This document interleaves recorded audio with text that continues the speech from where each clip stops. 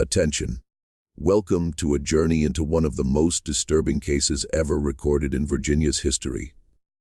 Before we proceed, I encourage you to share in the comments where you're listening from and the exact time you're hearing this narration. We're curious to know which places and what hours of the day or night these documented stories manage to reach. The winter of 1846 brought more to Blackwood County, Virginia, than just frost. It carried a silence that would stretch across decades. A silence that began with the peculiar case of the Harrington estate, located about 7 miles east of the county seat, tucked between rolling hills that kept secrets as well as the family who owned them. To visitors, the property, with its imposing Georgian architecture and 600 acres of working land, appeared as the embodiment of Southern prosperity, but local records from that time reveal an unusual demographic oddity. While most plantations in the region reported equal numbers of enslaved males and females, Harrington showed a striking disproportion. Between 1838 and 1846, nearly 3 times as many enslaved women of childbearing age were registered to the property. This detail might have remained merely a statistical oddity buried in county ledgers, if not for a discovery made in the summer of 1968. During renovation work on the old Harrington house, then owned by the Virginia Historical Society, workers uncovered a false wall in what had once been the east wing cellar. Behind it lay a small room, roughly 8 feet by 10 feet, containing what appeared to be medical instruments and a leather-bound journal. The journal was water-damaged, but several pages remained legible enough to raise questions that would never be fully answered. The records indicate the journal belonged to Elizabeth Harrington, the second wife of plantation owner Thomas Harrington. What followed was a limited investigation led primarily by Professor James Whittaker of the University of Virginia. His findings were compiled into a 40-page report archived in 1969, classified and essentially forgotten until portions were declassified under the Freedom of Information Act in the mid-1950s. The Harrington case represents what historians call a documentary gap, where official records exist but tell only part of the story. Where the records end, local accounts begin, passed down through generations in whispers. This is the story of what happened at Harrington Estate during those cold months of 1846, when the birth records of Blackwood County began to show discrepancies that no one seemed willing to question. Thomas Harrington was born in 1800 to a family of moderate wealth and social standing. After his father's death in 1822, he inherited the family property and expanded it considerably through shrewd investments in tobacco and cotton. According to census records, by 1830, the Harrington estate ranked among the 10 largest in the county. His first marriage to Mary Sullivan of Richmond produced no children before she died of consumption in 1835. Tax records and property deeds show that Thomas remained unmarried for nearly 3 years before wedding Elizabeth Harrington, 22 years his junior, and the daughter of a prominent merchant from Norfolk. The marriage coincided with Thomas Harrington's rise in local politics and an expansion of his household staff. Church records from St. Matthew's Episcopal note the Harringtons as generous benefactors and pillars of Christian charity. Elizabeth, in particular, was described in a parish newsletter as a woman of exceeding compassion for the less fortunate, whose management of household affairs reflected the most virtuous attention to Christian duty. Behind this veneer of Christian propriety, however, the daily reality of Harrington Estate operated with clockwork precision. Elizabeth maintained what one former house servant later described as a household run tighter than any ship. Every morning began at 5:30 regardless of season. Meals were served at precisely the same time each day. The house was cleaned according to a strict schedule: Mondays for linens, Tuesdays for floors, Wednesdays for silver and brass. What stands out in accounts from the period is not the rigor of this schedule, common in large households, but the silence with which it was enforced. According to testimonies collected decades later, Elizabeth prohibited unnecessary conversation among the household staff. One account suggests she had particular disdain for laughter or any signs of familiarity between household members. More unusual was the segregation she enforced between house servants and field workers. While such distinctions were common on plantations, Elizabeth's rules were reportedly extreme. House servants were forbidden from speaking to field workers under any circumstances. Meals were taken separately, and separate living quarters were maintained at a considerable distance from one another. Most notable was Elizabeth's personal management of what was called the woman's quarter, a separate building behind the main house where enslaved women of childbearing age were housed. According to property records, this building was constructed in 1839, roughly 1 year after Elizabeth's arrival. Unlike typical slave quarters of the period, the building featured individual rooms with doors that, according to architectural assessments in the 1960s, locked from the outside. These details might suggest nothing more than an unusually controlling mistress. However, county birth records from 1840 to 1846 show a curious pattern. The Harrington plantation recorded an unusually high birth rate among its enslaved population, nearly double that of comparable properties in the region. Even more curious, these records show a marked increase in the purchase of young women between ages 14 and 20, often acquired from estates as far away as South Carolina and Georgia. What makes this pattern particularly unusual is that, according to import-export ledgers from the Richmond Port Authority, the Harrington plantation was not expanding its agricultural production during this period. In fact, tobacco output decreased slightly between 1842 and 1845. The economic rationale for such acquisitions remains unclear. It was in November of 1846 when the first hint of irregularity appears in the historical record. A letter from William Farnsworth of Charlottesville to a colleague in Philadelphia, discovered among the Farnsworth family papers in 1952, makes a bleak reference to the unusual situation at H.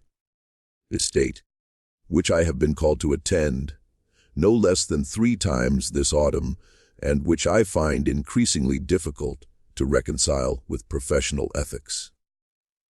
The letter continues with a request for advice regarding cases where a physician's duty to pay care may conflict with legal and social expectations.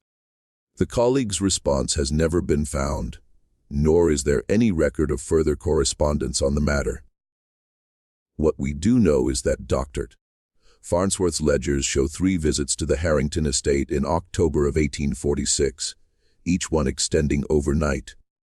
This was unusual for the period, as doctors typically made brief visits unless a patient was near death.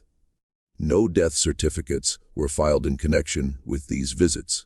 The following week, records from Blackwood County Court indicate that Thomas Harrington filed papers to transfer ownership of 5 enslaved women, all between ages 16 and 19, to his wife Elizabeth's name.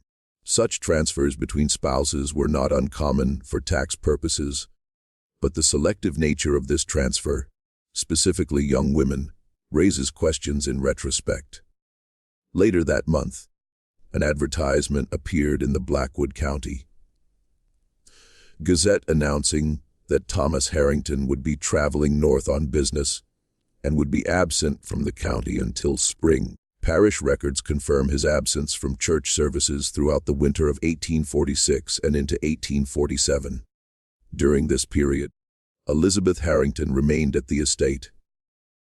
The house account books, meticulously kept in her handwriting, show regular purchases of medical supplies from the county apothecary, specifically laudanum, ergot, and various tonics advertised for female complaints. The quantities purchased exceed what would typically be required for a household of that size. The winter of 1846 was by all accounts particularly harsh.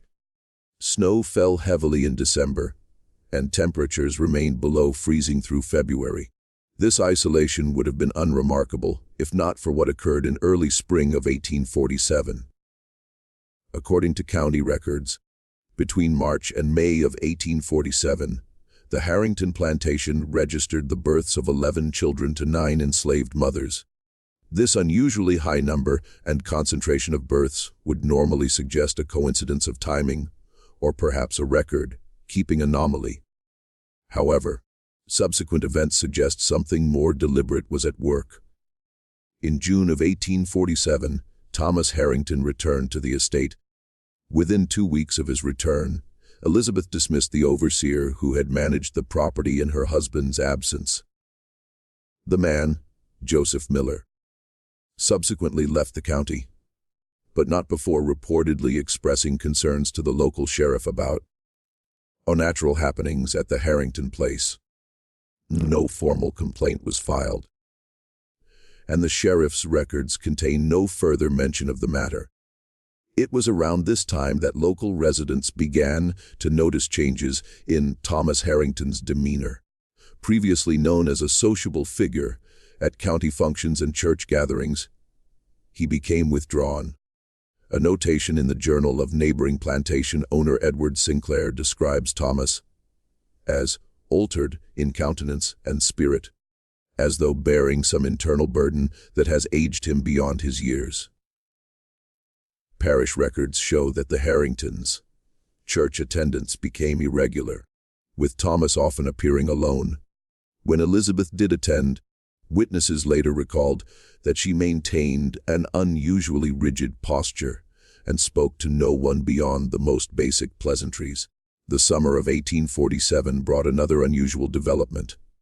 Without apparent economic justification, Thomas Harrington began selling off parcels of his land. Between July and November of that year, property records show he divested nearly 150 acres, approximately 1/4 of his holdings.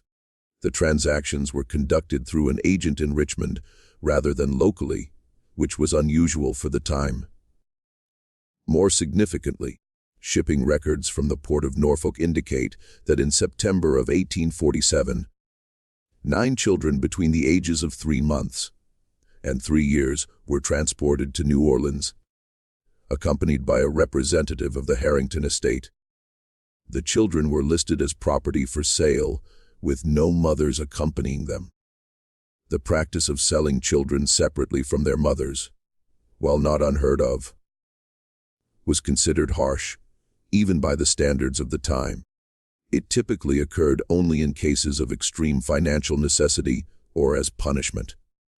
Neither circumstance appears to have applied to the Harrington estate, which remained financially solvent according to tax records. What happened next is documented primarily through the fragmentary journal discovered in 1968. The legible entries, spanning from October to December 1847, reveal Elizabeth Harrington's preoccupation with what she termed the breeding project. The entries are clinical in tone, referring to enslaved women by numbers rather than names, with notations about physical characteristics, menstrual cycles, and reproductive outcomes. One particularly disturbing entry, dated November 12, 1847, reads, "Subject 7 has proven most productive, having delivered 3 viable offspring in 4 years. Have increased her rations accordingly, and moved her to the preferred quarters. Subjects 3 and 9 continue to resist the process. Have consulted Dr. F regarding methods to ensure compliance without reducing value. The Deaker, E.F., referenced is presumed to be Dr. Farnsworth, though his role in these events remains unclear. His own records show that he ceased visiting the Harrington estate after February 1847 and subsequently relocated his practice to Richmond in early 1848. By December 1847, the journal entries become increasingly erratic. Elizabeth begins to express paranoia, suggesting that the household staff were watching with judgment and that Thomas was weakening in resolve. The final legible entry, dated December 23rd, contains a troubling passage. The girls must understand that their purpose here transcends their understanding. What we do serves a greater economic necessity. Those who cannot accept their role must be removed from the equation. The girls referenced appear to be Elizabeth's own daughters from her marriage to Thomas. Margaret, age 8, and Eleanor, age 6, at the time of this entry. What role these chilled seminary in Virginia, or were intended to play in Elizabeth's project, remains one of the most disturbing, unanswered questions of the case. County records show that on December 26, 1847, a fire broke out in the east wing of the Harrington mansion. The fire was contained, and no deaths were reported. However, in January 1848, Thomas Harrington abruptly relocated his family to Richmond, leaving the estate in the care of a new overseer. Church records indicate that Elizabeth was not present when the family appeared at St. Paul's Episcopal in Richmond in February 1848. Thomas provided no explanation for her absence to the parish. However, admission records from the Western State Lunatic Asylum in Staunton, Virginia, dated January 20, 1848, list an E.H. admitted for nervous exhaustion and delusions of persecution. The patient remained institutionalized until her death from pneumonia in 1852. Thomas Harrington never returned to the estate, choosing instead to lease the land to tenant farmers. He remained in Richmond with his daughters until his death in 1863. The daughters never married, and both worked as teachers at the Richmond Female Seminary until their deaths in the early 1900s. The Harrington estate itself changed hands multiple times before being acquired by the Historical Society in 1955. The Women's Quarter building was demolished in 1870 during a renovation by subsequent owners. No photographs of it exist. What actually transpired at the Harrington estate between 1846 and 1847 can never be fully known.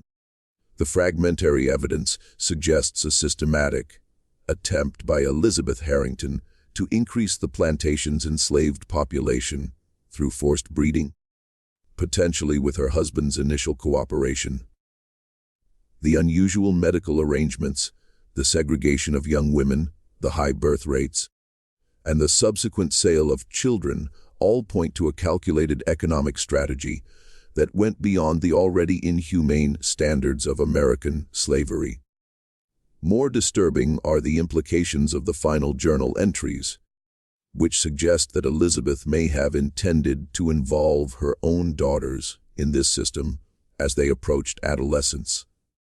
Whether this represented a psychological break or the logical extension of her existing moral framework remains a matter of speculation. The historical record falls silent on many crucial details. No testimonies from the enslaved women were ever recorded. Dr. Farnsworth never spoke publicly about his involvement. The overseer, Joseph Miller, disappears from all records after leaving Blackwood County. The children sold to New Orleans cannot be traced through existing documents. What we are left with is a case study in the darkest aspects of human nature. How systems of oppression create environments where additional layers of exploitation can flourish behind closed doors. The Harrington case reveals not just the institutional horrors of slavery, but the intimate terrors that could exist within that framework, particularly for women whose bodies became sites of economic calculation. In 1969, when Professor Whittaker attempted to publish his findings, he reportedly received anonymous threats. His report was classified by unnamed government officials and remained unavailable to researchers until the partial declassification in the 1950s. Even now, certain pages remain redacted. The Harrington House still stands today, restored and maintained as a historical site that focuses primarily on its architectural significance. Tours of the property make no mention of Elizabeth's breeding project or the hidden room where her journal was found. The cellar where the room was discovered has been converted to storage space. The false wall rebuilt without any indication of what once lay behind it. Local residents still occasionally report unusual sounds from the property at night. Crying that seems to come from multiple sources simultaneously. Historians attribute this to the house's poor acoustics and the wind patterns common to the region. Others suggest that sounds may carry from a nearby modern farm where livestock is kept. In 2003, during a routine geophysical survey of the ground-penetrating radar identified what appeared to be a mass grave approximately 100 yards behind where the women's quarters once stood. The Historical Society declined to investigate further, citing concerns about disturbing the landscape of the historical property. The final fate of most of the women who lived through Elizabeth Harrington's breeding project remains unknown. County records show that when the estate was finally sold in 1871, after Thomas Harrington's death, only 3 enslaved persons remained on the property, all elderly men who had worked in the fields. What happened to the young women who had once been housed in the separate quarters? The historical record offers no answers. Perhaps the most telling epilogue to this story comes from a letter written by Eleanor Harrington in 1900, discovered in the archives of the Richmond Female Seminary, addressed to a former student who had inquired about her family history. The letter states only, "There are matters regarding one's ancestry that are best left unexplored. I have made my peace with God regarding my mother's actions and my father's complicity. I would advise you to focus your historical interests elsewhere, as some doors once opened can never be properly closed again." Eleanor died 6 years later, taking whatever knowledge she possessed to her grave. Her sister Margaret had preceded her in death, having never spoken publicly about her childhood. The Harrington case reminds us that history is not merely a collection of facts, but also a record of silences. Things unspoken, undocumented, deliberately obscured. It reminds us that behind the formal language of property records, tax documents, and church registries lie human experiences that the written record can only hint at. Today, the rolling hills of Blackwood County appear peaceful. The road leading to the old Harrington estate is well maintained, lined with interpretive markers discussing the architectural and agricultural innovations of 19th century Virginia. On quiet nights, when the wind blows from the east, some say you can still hear faint sounds coming from the direction where the women's quarters once stood. Not screams or wails, but something more haunting, the sound of women singing softly to infants who would soon be taken away. Those children, born of coercion and calculated breeding, disappeared into the broader, enslaved population of the American South. Their descendants walk among us today, carrying genetic heritage from a place whose darkest secrets remain partially buried in the soil of Virginia and in the gaps between historical documents. Perhaps some secrets should remain buried, but perhaps others need to be excavated, examined, and acknowledged, not with sensationalism, but with the solemn recognition that the past is never truly past, and that the echoes of Elizabeth Harrington's breeding project continue to reverberate through American society in ways we are only beginning to understand. In 1957, a descendant of one of the neighboring families reportedly visited the Harrington estate and stood for a long time staring at the empty space where the women's quarters had once been. According to the tour guide on duty that day, the visitor finally turned and said, "The worst kind of haunting isn't supernatural. It's the knowledge that human beings can do such things to one another and then go sit in church on Sunday as if nothing happened." The visitor never returned. The tour guide included this anecdote in her report to the Historical Society. which subsequently instituted a policy prohibiting guides from discussing unverified historical claims with visitors. And so the silence continues, interrupted only occasionally by researchers like Professor Whitaker, who recognized in the fragmented journal of Elizabeth Harrington something beyond the already established horrors of American slavery, a calculated system of reproductive exploitation that treated women not merely as property, but as machinery for the production of wealth. When the sun sets over the old Harrington estate, the restored Georgian facade glows golden in the fading light. It looks peaceful, prosperous, a testament to an architectural tradition that Americans have long admired.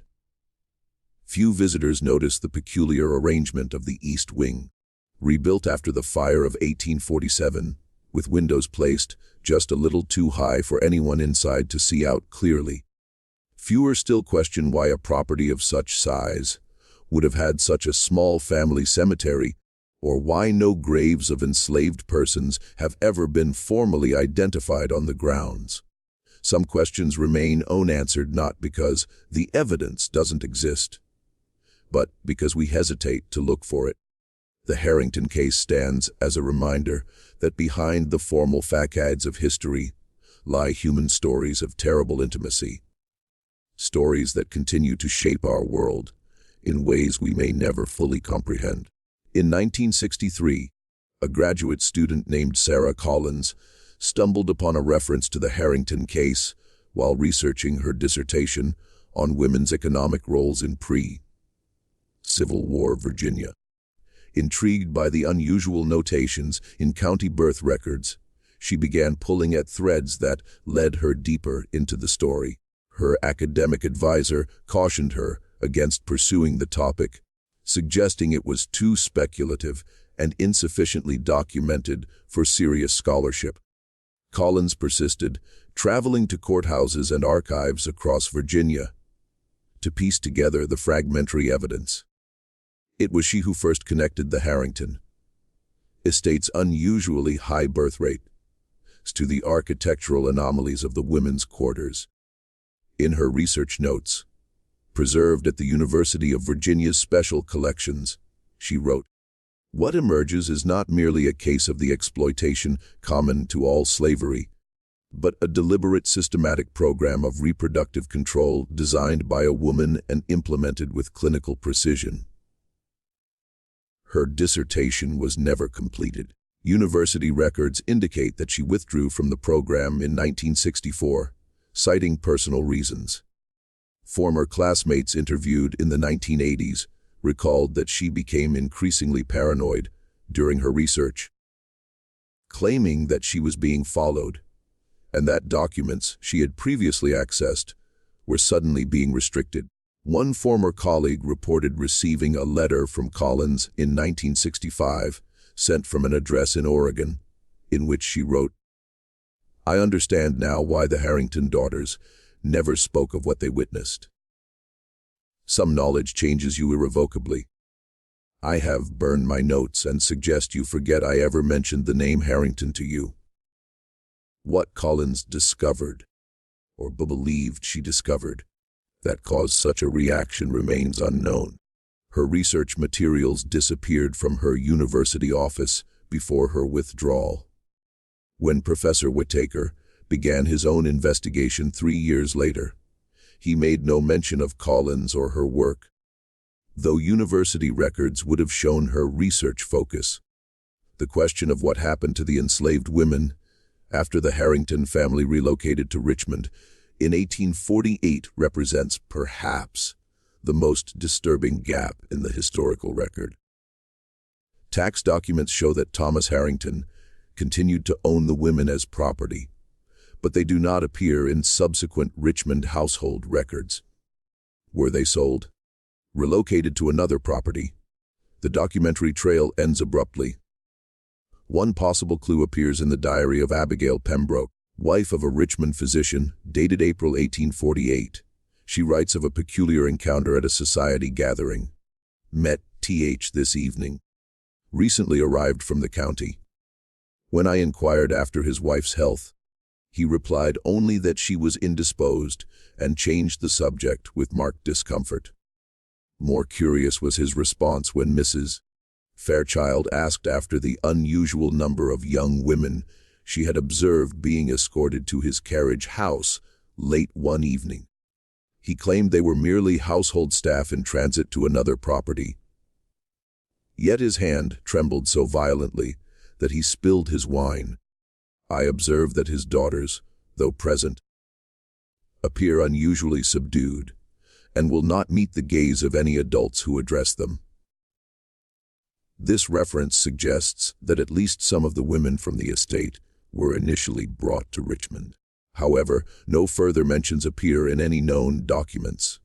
City tax records from 1849 show Thomas Harrington paying tax on only 3 enslaved persons described as house servants, all male. The fate of the children born during the 1846–1847 period is equally obscure.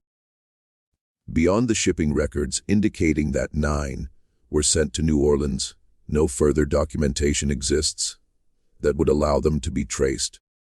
They disappeared into the larger system of American slavery. Their origins and the circumstances of their conception erased from the record. The silence surrounding the Harrington case extends beyond mere gaps in documentation.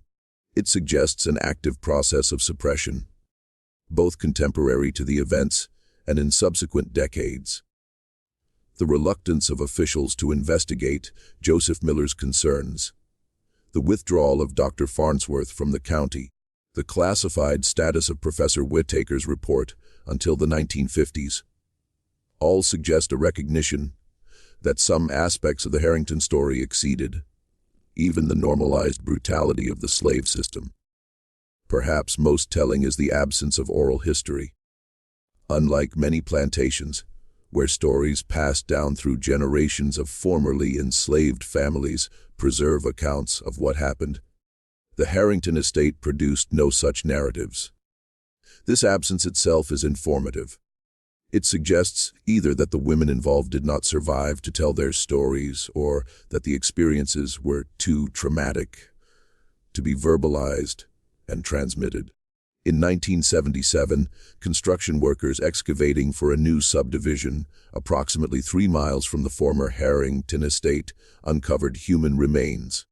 Archaeological assessment determined they were the remains of 7 individuals, all female, all between the ages of 15 and 25, buried in unmarked graves sometime in the mid-19th century.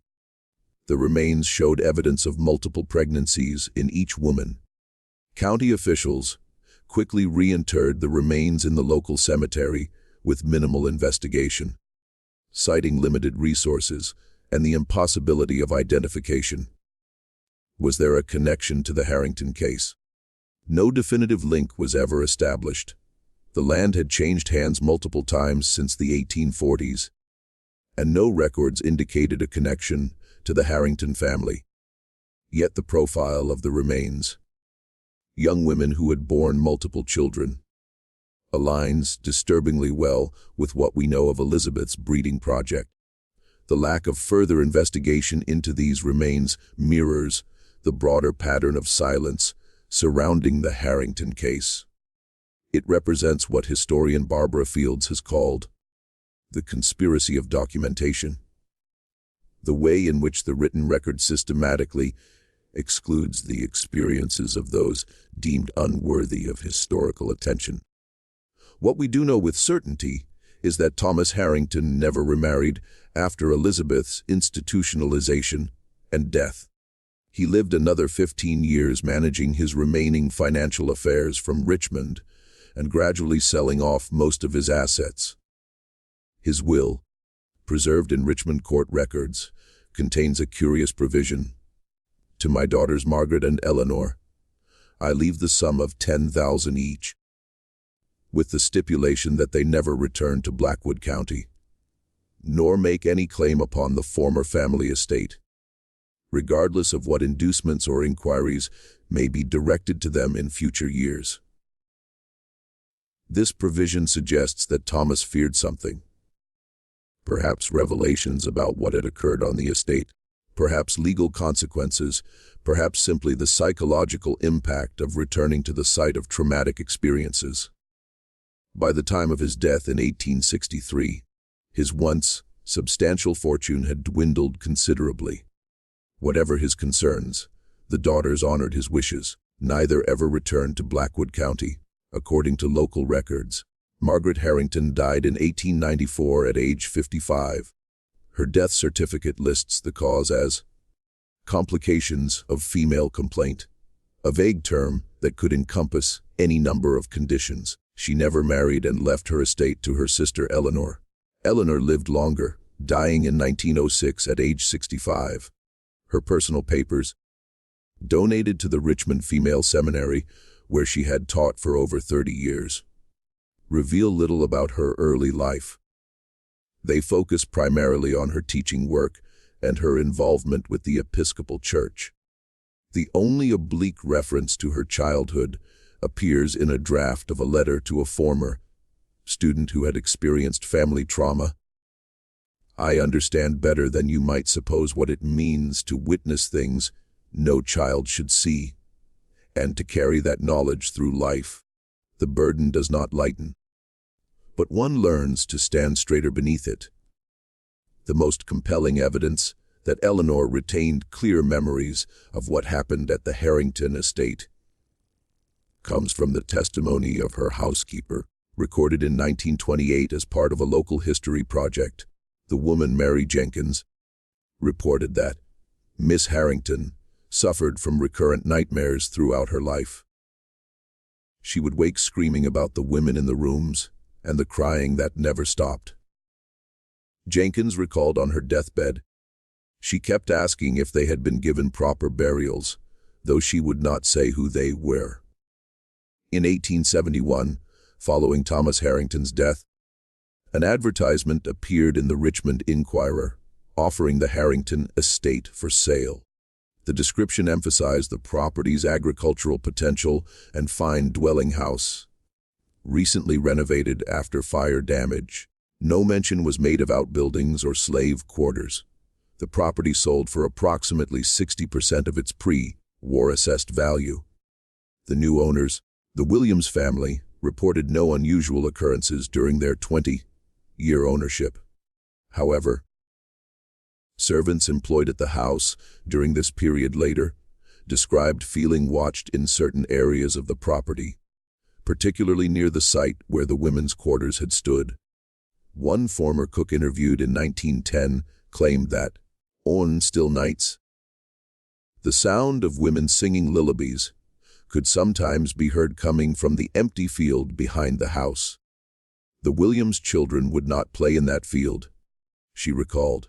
They said it felt too sad there. The property changed hands several more times before being purchased by the Historical Society of Virginia in 1955. By then, most physical traces of its darkest chapter had been erased. The women's quarters had been demolished. The cellar room, where Elizabeth's journal was later found, had been sealed behind a false wall. The field, where the unmarked graves may have been located, had been planted with ornamental gardens. The discovery of the hidden room and journal in 1968 occurred during renovations intended to prepare the house for public tours. The construction foreman who found the room reported that his men refused to continue working in the cellar after the discovery, claiming they heard women's voices whispering when alone in the space. The journal itself presents a troubling artifact. The portions that remained legible revealed Elizabeth Harrington's clinical detachment in describing what can only be termed reproductive exploitation. She referred to enslaved women by numbers rather than names and evaluated them based on breeding potential and offspring quality. More disturbing were references to the training program for the girls, which some researchers interpret as referring to her daughters. Professor Whittaker's report, even in its declassified portions, treads carefully around this possibility, noting only that certain passages suggest an intention to perpetuate the system across generations. However, a staff member at the Western State Lunatic Asylum who had contact with Elizabeth during her institutionalization later reported that she frequently spoke of preparing her daughters to continue the family business. Getting at the Harringtons, that no conventional business fits. Will involve the daughters. This statement takes on a more sinister interpretation in light of the journal's contents. The most contentious aspect of the Harrington case involves the question of whether Elizabeth intended to incorporate her own daughters into her breeding project as they approached adolescence. The journal entries are ambiguous on this point. The question of Thomas Harrington's knowledge and complicity remains equally difficult to resolve. The documentary evidence suggests initial cooperation, the transfer of young enslaved women to Elizabeth's name, the construction of the separate women's quarters, the unusual medical arrangements. But his subsequent actions, the fire, Elizabeth's institutionalization, the family's abrupt relocation, the daughter's education and independence, suggest either a change of heart or an attempt to distance himself and his children from Elizabeth's activities. The financial records tell their own story. The plantation's profitability increased dramatically between 1842 and 1847. Despite decreased agricultural output, the sale of enslaved children to the New Orleans market appears to account for this discrepancy. Southern law considered children born to enslaved women to be the property of the mother's owner, making Elizabeth's breeding project entirely legal, if morally repugnant, even by contemporary standards. This legal framework created the conditions for the Harrington case and countless others like it that may never have been documented. The economic incentives of the slave system naturally led to the commodification of reproduction. What distinguishes the Harrington case is the systematic clinical approach revealed in Elizabeth's journal, the carefully maintained records, the selective breeding, the medical involvement, the calculated separation of mothers and children. The Harrington case offers a window into what historian Stephanie Camp has called the intimate geography of bondage, the ways in which enslaved women's bodies became sites of economic and reproductive control. It reveals the particular vulnerability of enslaved women to exploitation, not only by male slave owners, but by white women who, restricted in their own economic activities, found power through controlling the reproduction of women they owned. The historical significance of the case extends beyond its immediate horror. It illuminates the complex intersections of gender, race, and power in the antebellum South. Elizabeth Harrington, herself constrained by the patriarchal structures of her society, created a system of exploitation that targeted those even more vulnerable than herself. Her actions remind us that oppression does not automatically create solidarity among the oppressed. It can sometimes lead to the replication of oppressive structures down the social hierarchy. Today, the Harrington estate stands as a popular tourist destination. Its dark history has been largely sanitized for public consumption. Tours focus on the architectural features of the house, the furniture, the gardens. Guides mention that the property was once a working plantation, but provide few details about the lives of the enslaved people who lived there. No mention is made of the breeding project or the women's quarters. In 2010, a proposal to create an interpretive center addressing the site's connection to reproductive exploitation in slavery was rejected by the Historical Society's Board of Directors, who cited concerns about visitor experience and historical certainty. The site's official guidebook contains a single paragraph acknowledging that, like many plantations of the period, Harrington was part of the larger system of American slavery with all its attendant injustices. This sanitization represents the final silence in a case defined by silences. The voices of the women who lived and died within Elizabeth Harrington's system remain unheard. Their experiences, the physical pain, the emotional trauma of having children taken from them, the daily indignities, can only be imagined based on fragmentary evidence. Perhaps the most haunting aspect of the Harrington case is not what we know, but what remains unknown. How many women passed through the women's quarters during Elizabeth's management of the estate? What were their names? What happened to those who resisted the process? As Elizabeth's journal euphemistically described it, how many children were born and sold away? What became of them? These questions remain unanswered and perhaps unanswerable. In 1982, an elderly woman visited the Harrington estate during a public tour. According to the guide on duty that day, she stood for a long time looking out the window toward where the women's quarters had once stood. When asked if she had a connection to the property, she replied, "My great-grandmother was born here." She never spoke of it, except to say that no God she could believe in would permit such a place to exist. The woman left no name and never returned. Her claim cannot be verified through existing records. Yet it stands as a reminder that the human consequences of what happened at Harrington Estate continue to reverberate through generations, in ways both documented and undocumented. The Harrington case represents a dark chapter in American history, not as an aberration, but as an extreme manifestation of the logic inherent in the slave system. It reminds us that behind the formal language of property records and legal documents lay human experiences of unimaginable suffering.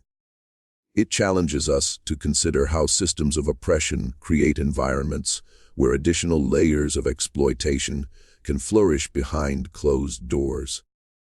Most importantly, it reminds us of the power of silence, how effectively the voices of the vulnerable can be erased from historical records, how easily uncomfortable truths can be obscured, how readily societies can choose not to know what happened in their midst.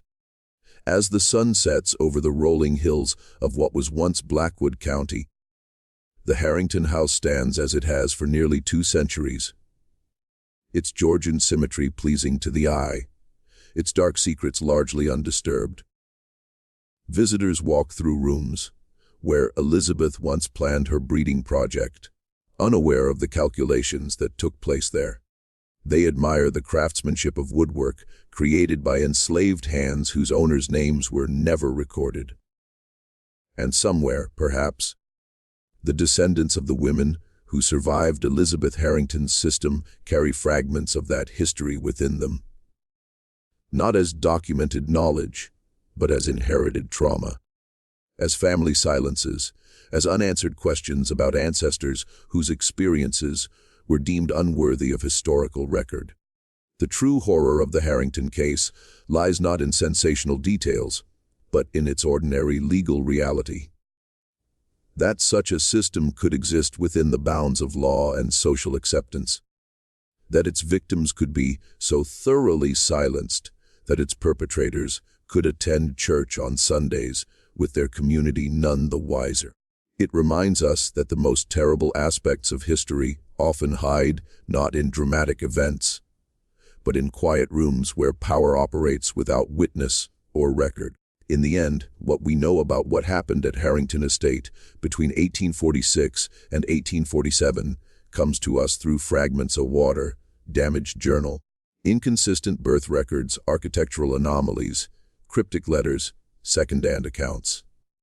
The full truth remains elusive, obscured by time, by the systematic erasure of enslaved people's experiences from the historical record. Perhaps that is the final lesson of the Harrington case, that history is not merely what is documented, but also what is deliberately left undocumented, not just what is remembered, but also what is consciously forgotten. It stands as a reminder that the past is never truly past, that its echoes continue to shape our present in ways both recognized and unrecognized. As Eleanor Harrington wrote in that letter to her former student, "Some doors, once opened, can never be properly closed again." The door to understanding what truly happened at Harrington Estate may never be fully opened. But even its partial opening reveals truths about our history that remain relevant today. About power and vulnerability, about the commodification of human reproduction, about the silencing of inconvenient truths. The hills of Virginia keep their secrets well, but if we listen closely, we might still hear the echoes of those who lived and suffered at Harrington Estate. Not in supernatural hauntings, but in the gaps between historical documents, in the questions that remain unanswered, in the silence that still surrounds one of the darkest chapters in American history.